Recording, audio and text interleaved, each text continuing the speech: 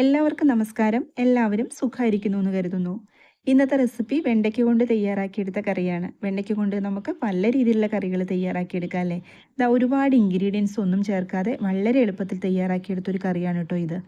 ചോറിൻ്റെ കൂടെ ഒരു മെഴുക്ക് പുരട്ടിയോ അല്ലെങ്കിൽ ഒരു ഉപ്പേരിയോ ഈ കറി മാത്രം മതി ഊണ് കഴിക്കാനായിട്ട്. കുട്ടികൾക്കുമൊക്കെ ഇതിൻ്റെ സ്വാദ് ഒരുപാട് ഇഷ്ടപ്പെടും. അപ്പോൾ ഇതുവരെയും ഇതുപോലൊരു കറി ട്രൈ ചെയ്ത് നോക്കാത്തവരൊക്കെ ഉണ്ടെങ്കിൽ തയ്യാറാക്കി നോക്കൂ. അപ്പോൾ ഇന്നത്തെ ഈ ഒരു റെസിപ്പി എങ്ങനെയാണ് തയ്യാറാക്കിയെടുത്തിരിക്കുന്നതെന്ന് വീഡിയോ എല്ലാവരും കണ്ടു നോക്കൂ കേട്ടോ. കറി തയ്യാറാക്കിയെടുക്കാൻ വേണ്ടിയിട്ട് ഞാൻ വെണ്ടയ്ക്ക എടുത്ത് വെച്ചിട്ടുണ്ട്. അപ്പോൾ എത്രയാണോ നിങ്ങൾക്ക് കറി തയ്യാറാക്കേണ്ടത് അതനുസരിച്ച് വെണ്ടയ്ക്കയുടെ അളവ് കൂട്ടിയും കുറച്ചൊക്കെ എടുക്കുക. ഇനി വെണ്ടയ്ക്ക നമ്മൾക്കൊന്ന് അരിഞ്ഞെടുക്കണം.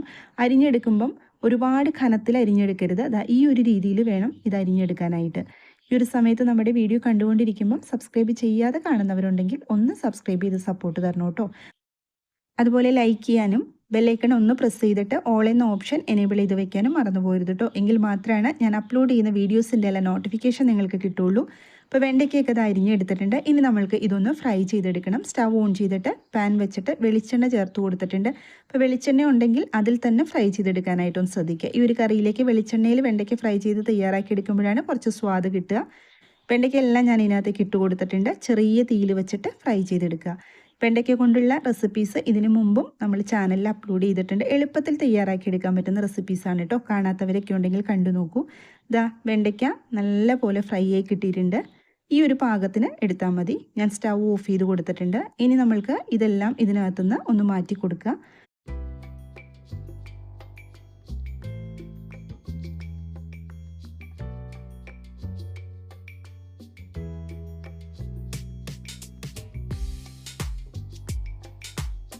ഞാൻ സ്റ്റവ് ഓൺ ചെയ്തിട്ട് ഒരു മൺചട്ടി വെച്ച് കൊടുത്തിട്ടുണ്ട്. വെണ്ടയ്ക്ക വറുത്ത വെളിച്ചെണ്ണയാണ് കേട്ടോ ചേർത്ത് കൊടുത്തിരിക്കുന്നത്. അതിനകത്തേക്ക് കുറച്ച് കടുക് ചേർത്ത് കൊടുത്തിട്ടുണ്ട്.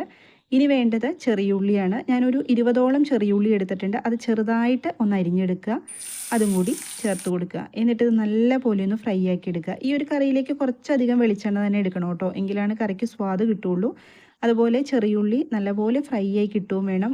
വഴറ്റിയെടുത്താൽ പോരാ കേട്ടോ. അതിനകത്തേക്ക് കുറച്ച് കറിവേപ്പില ചേർത്ത് കൊടുത്തിട്ടുണ്ട്. അതും കൂടി ചേർത്തിട്ട് ഒന്നും കൂടി നല്ല പോലെ ഒന്ന് വഴറ്റി കൊടുക്കുക. ഇപ്പം ചെറിയുള്ളിയുടെ കളറൊക്കെ നല്ലപോലെ ഒന്ന് മാറി കിട്ടിയിട്ടുണ്ട്. ഇനി നമ്മൾക്ക് ഇതിനകത്തേക്ക് ചേർത്ത് കൊടുക്കേണ്ടത് കുറച്ച് മഞ്ഞൾപ്പൊടിയാണ്. ഒരു 1/4 ടീസ്പൂൺ മഞ്ഞൾപ്പൊടി ചേർത്ത് കൊടുത്തിട്ടുണ്ട്. അതുപോലെ തന്നെ എരിവിനാവശ്യമായ മുളക് പൊടി ഞാനിപ്പം ഒരു 3/4 ടീസ്പൂൺ എടുത്തിട്ടുണ്ട് കേട്ടോ. എരിവുള്ള മുളക് പൊടിയാണ്. പിന്നെ വേണ്ടത് കായത്തിൻ്റെ പൊടിയാണ്. അതുപോലെ തന്നെ കുറച്ച് ഉലുവാപ്പൊടിയും കൂടി ചേർത്ത് കൊടുക്കുക. ഇതെല്ലാം കൂടി ചേർത്തിട്ട് നല്ല പോലെ പൊടികളുടെ പച്ചമണം മാറിക്കിട്ടുന്നത് വരെ വഴറ്റി യോജിപ്പിച്ച് കൊടുക്കുക. ചെറിയ തീയിലിട്ടിട്ട് വേണം ചെയ്തെടുക്കാനായിട്ട്.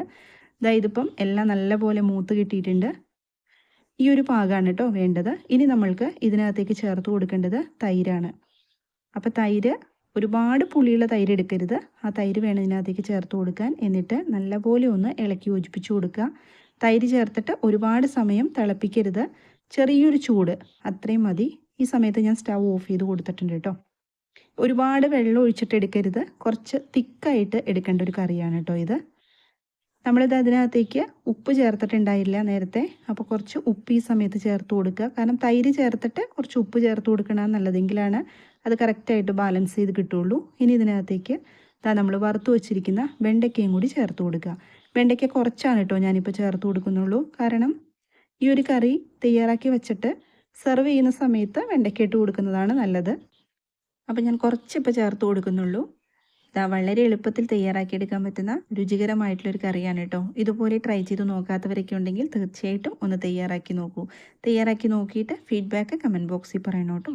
സബ്സ്ക്രൈബ് ചെയ്യാനും ലൈക്ക് ചെയ്യാനും ഒന്നും ആരും മറന്നു പോകില്ലേ.